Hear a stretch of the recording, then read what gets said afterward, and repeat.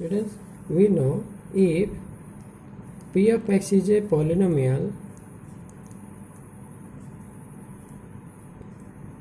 of degree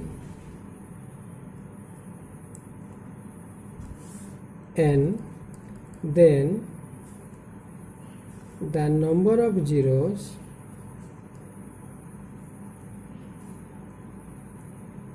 is n, and the graph of the zeros, the graph of the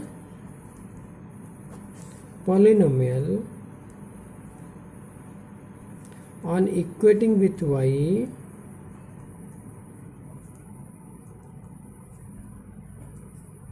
polynomial p of x on equating with y intersects x-axis at n number of points. That means if the degree is your 3, then the graph of the polynomial will intersect x-axis at 3 points. Okay, this is the region. P of x is a polynomial, then how? One question, P of x equal to y you have to take. Otherwise, how can you plot the graph? Because to plot the graph, we must have the coordinate of the point. And the coordinate of the point contains x coordinate and y coordinate. If you think about the polynomial P of x, then it contains x only. Then, how can you plot the points? How can you plot the graph? So, you have to equate that given polynomial with the y, so that we can plot the points and accordingly you can draw the graphs. Right? Now, we are going to make a relationship between the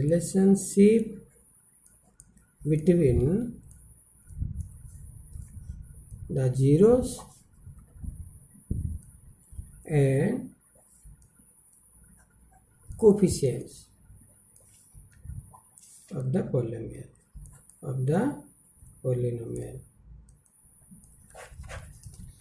In linear polynomial, p of x is equal to ax b.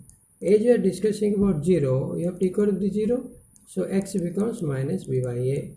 So x is equal to minus, b means constant, independent of x. You can say a is the x coefficient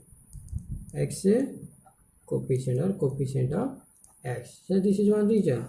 X is equal to minus b by a. But what is x? X is the 0 of the polynomial. So 0 of the polynomial, 0 of the linear polynomial is equal to minus constant upon the coefficient of x. Now, what about the quadratic polynomial? Suppose there is a quadratic polynomial, that is p of x is equal to ax square plus bx plus c. Suppose alpha and beta are two zeros, because degree is 2, definitely there are two zeros.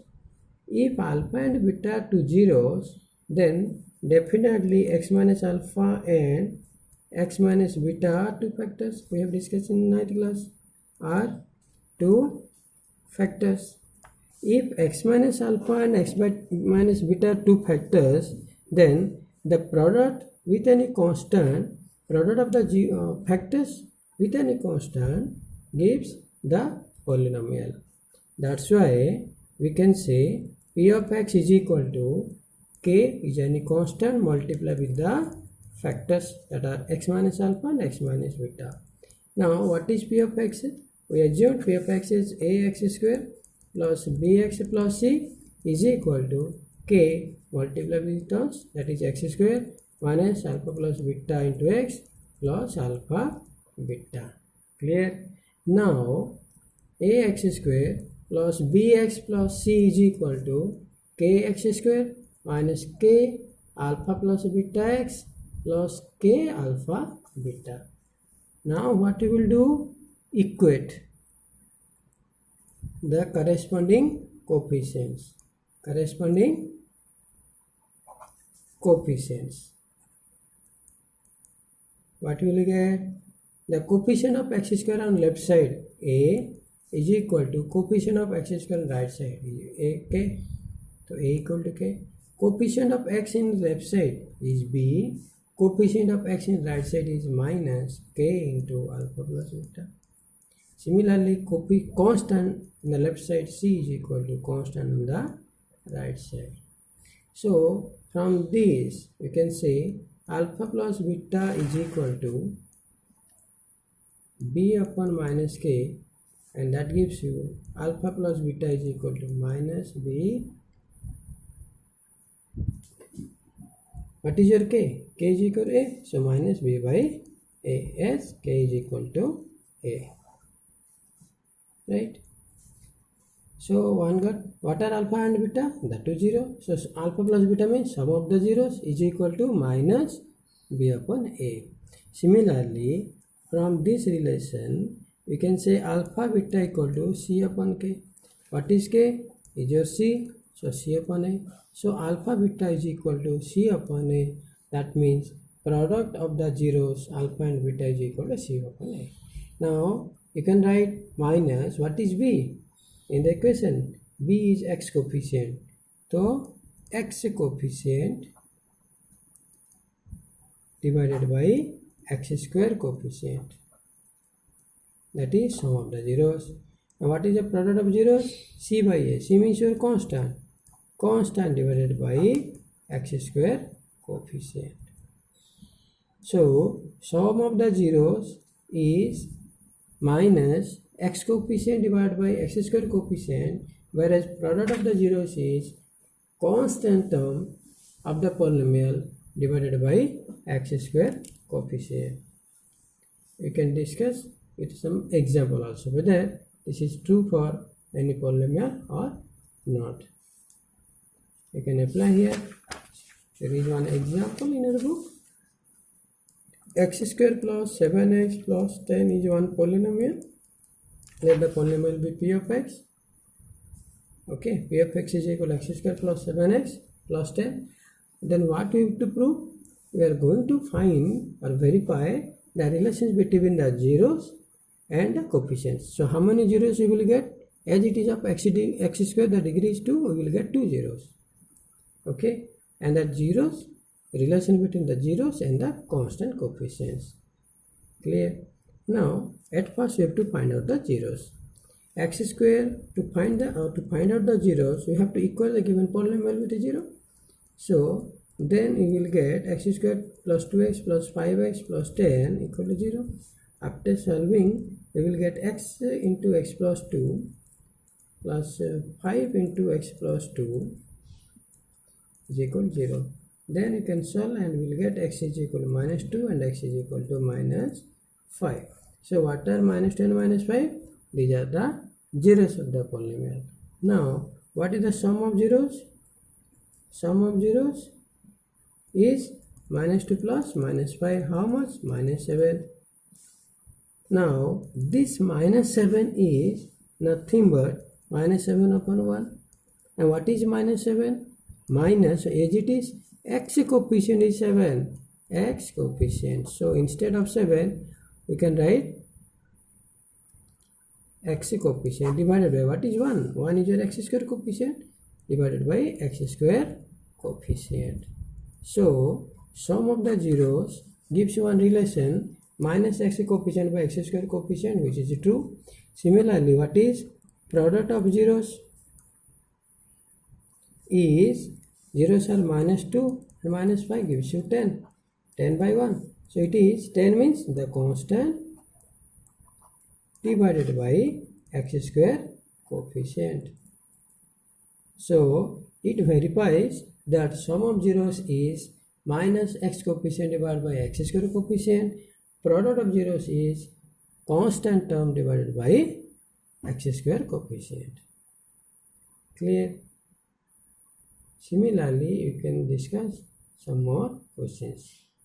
Now, how can you frame or form or make a quadratic polynomial if the sum and products are given. That means sum of the quadratic polynomial is given. Polynomial is -3. Product is 2.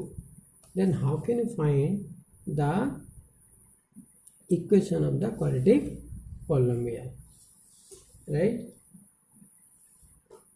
See, sum of the quadratic polynomial, if you think about the general form of a quadratic equation ax square plus bx plus c, then